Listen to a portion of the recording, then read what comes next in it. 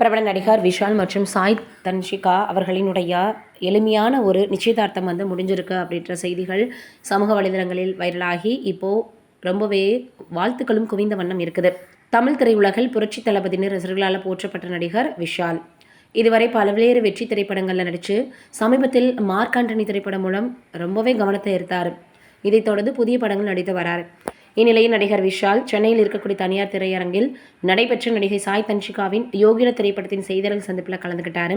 இந்த நிலையில் சிறப்பு விருந்தினராக விஷால் கலந்து கொண்ட நிலையில் நடிகர் விஷாலும் சாய் தன்ஷிகாவும் காதலித்து வருவதாக உறுதி செஞ்சாங்க. இது தொடர்பான தகவல்கள் வெளியாகி இருந்துச்சு. தங்களது காதல் மற்றும் திருமணம் தொடர்பான அறிவிப்பை அதிகாரப்பூர்வமாக வெளியிட்டாங்க. தொடர்ந்து பேசிய விஷால், நாங்கள் இருவரும் கடந்த 15 ஆண்டுகளாக நண்பர்களாக பழகி வந்தோம். எங்களுடைய நட்பு காதலில் விழுந்து தற்போது திருமணம் வரை போயிருக்கு. இதை எங்களாலே நம்ப முடியல. இறுதி வரை அவரை மகிழ்ச்சியாக பார்த்துக்குவேன்னு வாழ்நாள் குறிக்கோள் அதுதானும் தெரிவிச்சிருந்தாரு.